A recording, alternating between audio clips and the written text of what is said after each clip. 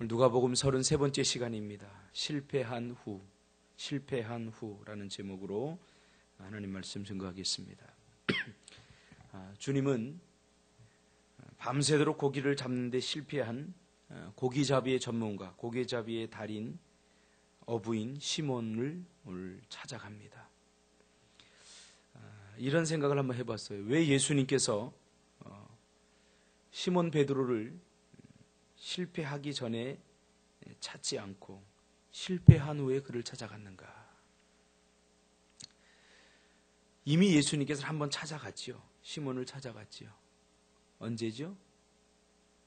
시몬의 장모가 열병에 걸려 있을 때 우리가 며칠 전에 살펴본 것처럼 찾아갔어요.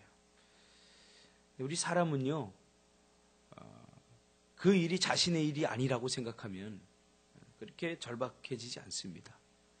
물론 시몬의 그 장모가 열병에 걸려서 고침을 받은 사건을 통해서 예수님은 참 대단한 분이시다 라고 생각을 했지만 그 일은 자신의 일이 아니었기 때문에 결국 멀리서 바라볼 수밖에 없었던 거죠.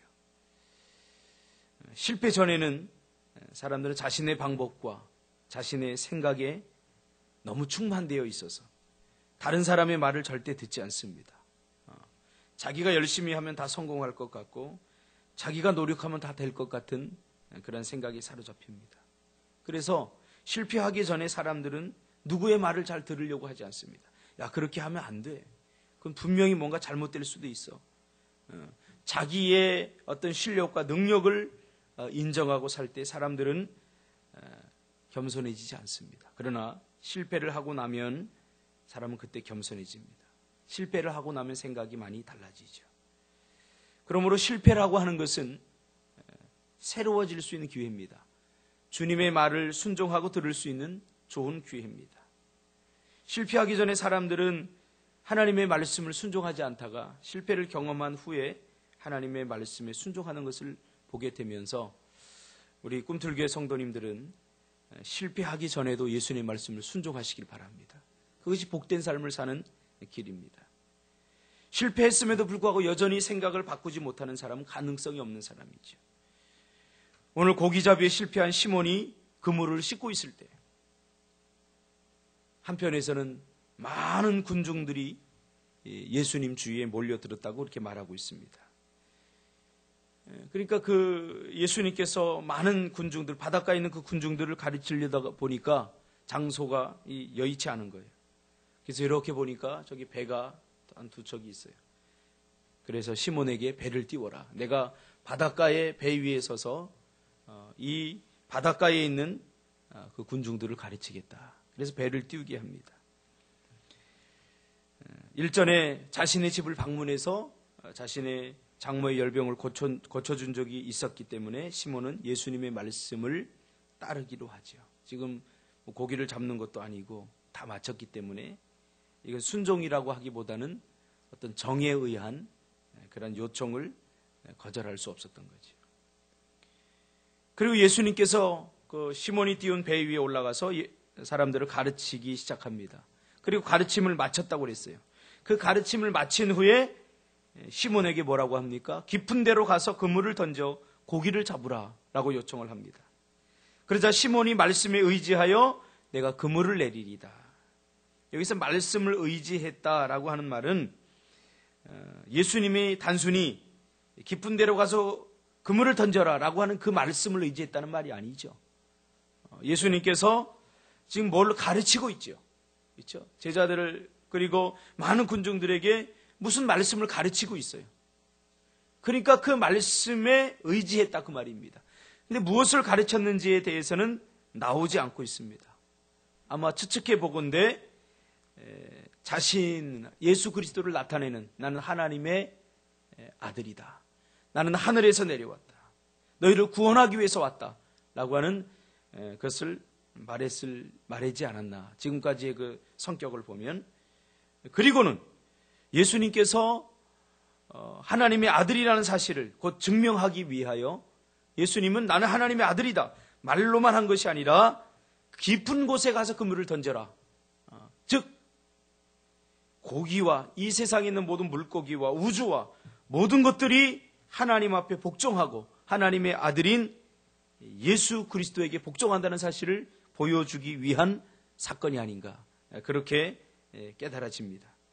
그러니까 밤새도록 수고하여 인간적인 노력과 인간적인 전문성, 인간적인 모든 것들을 다 노력해서 수고하였지만 잡은 것이 아무것도 없는 이 시몬, 그에게 깊은 곳에 가서 그물을 던져라. 그러니까 지금 시몬이 잡으려고 했던 고기는 아마포라고 하는 그 그물로다가 잡는 고기입니다. 이 아마포는 그물이 촘촘한 것이 아니라 그물이 이렇게 넓습니다. 그래서 큰 고기를 잡는 그런 그물인데, 그것은 밤에만 잡을 수 있는 고기를 잡을 수 있죠. 잘 보이지 않기 때문에. 근데 그것을 날이 샜을 때 던져라 하고 하는 것은, 이것은 전문성이 전혀 없는 그런 요구죠. 뿐만 아니라 깊은 곳에는 이 고기가 있지 않습니다. 베드로가 잡으려고 했던, 이 시몬이 잡으려고 했던 고기는. 그런데 예수님께서는 전혀 앞뒤가 맞지 않는, 전혀 전문성이 없는 그런 요청을 하는 것입니다. 밤새도록 전문가가 고기를 잡으려고 해도 잡지 못했습니다. 밤새도록과 고기를 잡다라고 하는 말 안에는 어떤 의미가 있습니까? 어부라고 하는 말은 전문가였다. 그리고 밤새도록이라고 하는 말은 성실성을 말합니다. 그러니까 밤새도록 전문가가 최선을 다했는데도 잡지 못했어요, 고기가. 근데 예수님께서 깊은 곳에 가서 그물을 던져라 라고 했을 때 이것은 전혀 전문성이 없는 그러한 요청이죠. 그런데도 시몬은 예수님의 말씀에 의지하여 그물을 내릴 때 고기가 잡힐 수 없는 시간에, 고기가 잡힐 수 없는 장소에서 전문가가 전혀 상상할 수 없는 고기를 잡게 된 것입니다. 자, 그러면 여기서 우리가, 그러면 어떻게 해서 그 전문가인 시몬의 마음이 움직였는가? 에이, 뭐 한번 믿져도 본전이니까 한번 던져보다, 그런 심정으로 한 것이 아닙니다. 그물을 한번 내리는 것은 많은 수고와 또 노동력이 필요한 것입니다. 그런데 고기가 잡힐 수 없는 시간에, 고기가 잡힐 수 없는 장소에 그물을 던진다는 것은 저런 비생산적인 일이 없지요. 그렇게 하려면 또 그 인부에 싹쓸 줘야 되지 않습니까? 오늘날도 동해안, 내가 며칠 전에 이렇게 갔다 와 보니까 참 고기가 잡히지 않아서 한번 바다에 나가면 수백만 원, 한 200만 원 이상이 깨어진다는 것입니다. 그런데 이때 당시만 해도 인부들을 사서 고기를 잡아야 되는데 이런 비생산적인 일을 시몬인 전문가가 할 리가 없는 거죠. 그럼 무엇이 시몬의 마음을 움직여서 그물을 던지게 했는가? 바로 말씀이죠. 말씀. 예수님이 무슨 말씀을 했는지 본문에는 나오지 않았지만 분명 시몬은 그 예수님의 말씀에 영향을 받은 것이 사실입니다. 그 말씀의 권위가 대단했던 것입니다. 여러분, 하나님의 말씀은 능히 사람의 마음을 움직이고 변화시킨다는 사실을 기억하시기를 바랍니다. 우리는 잘 변화되지 않아요. 우리 마음 한 번 먹으면 잘 바뀌지 않아요. 그래서 우리가 날마다 하나님의 말씀을 들어야 됩니다. 말씀을 통해서 우리의 마음이 변화되고, 말씀을 들을 때 우리 인생이 변화된다는 사실을 우리는 깨닫게 됩니다. 비로소 이때 시몬은 깨닫게 되죠. 아, 이분이 보통 분이 아니구나. 그래서 시몬은 예수님을 향해서 즉시 무릎을 꿇고 뭐라고 얘기합니까? 주여, 나를 떠나소서. 나는 죄인이로소이다. 처음으로 죄인이란 말이 나오죠.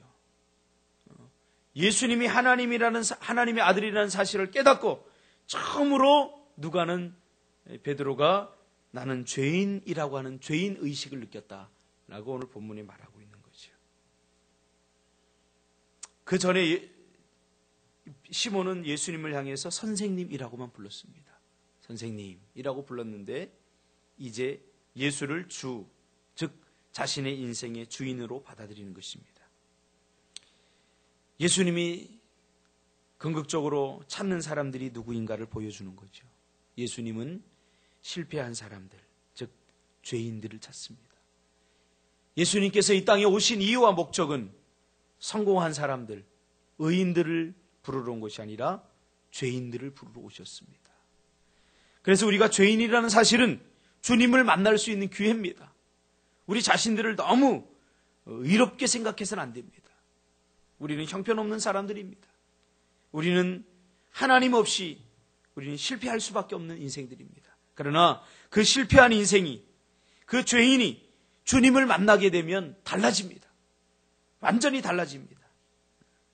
그때 예수님은 베드로에게 이렇게 이야기하죠. 이제는 네가 고기를 취하는 사람이 아니라 이제는 사람을 취하리라. 물고기를 잡는 인생에서 이제 사람을 낚는, 영혼을 구원하는 그러한 제자가 될 것이다라고 그렇게 선언하는 거죠. 여러분, 예수님을 만나면 인생의 변화가 옵니다. 여러분, 주님을 만나시기를 바랍니다. 한 번 만나서 안 됩니다. 날마다 우리는 주님을 만나야 됩니다. 10년 전에 만났던 예수님, 그 아련한 기억으로 우리는 오늘을 살아갈 수 없습니다. 오늘도 실패한 곳에 죄인들을 찾아오시는 그 주님을 향해서 여러분의 마음의 문을 활짝 여시기를 바랍니다. 그러자 그들은 배들을 육지에 대고는 모든 것을 버려두고 예수님을 따랐다라고 말합니다. 예수님을 따르려면 모든 것을 버려야 됩니다. 버릴 각오를 해야 됩니다. 이 말은 실제로 베드로가 자신의 모든 것을 다 버렸다라고 하는 의미가 아니라 그의 인생의 우선순위가 예수님이 되었다고 말입니다. 여러분의 인생의 순위의 첫 번째 무엇이 있습니까? 베드로는 예수님이 있었습니다. 자신의 가족보다도 자신이 소중하게 여겼던 그 모든 것들을 이제 다 내려놓고 예수님이 베드로의 인생의 첫 번째가 되었던 것입니다. 그래야 비로소 사람을 살릴 수 있습니다. 비로소 예수님을 따르는 제자의 삶은 우리 인생의 우선순위가 예수님일 때 가능해진다는 사실을 오늘 우리에게 보여주고 있습니다. 예수님의 말씀보다, 예수님보다 더 소중하게 여기는 것이 있다면 제자의 삶은 여전히 시작된 것이 아니죠. 오늘 베드로는 이 모든 것을 버려두고 예수를 따르기 시작하면서 그의 제자의 삶이 시작된 것을 보게 됩니다. 우리가 신앙생활은 할 수 있지만 제자의 삶은 비로소 모든 것을 버려두고 예수가 삶의 우선순위가 될 때 가능해진다는 사실을 우리에게 보여주고 있습니다. 오늘도 여러분, 무엇 때문에 실패했습니까? 그 실패한 것은 낙심해야 될 일이 아니라 주님을 만날 수 있는 기회임을 알고 그 실패한 모습으로 주님 앞에 겸손하게 설 때에 주님은 여러분들을 만나 주실 것입니다. 기도하겠습니다.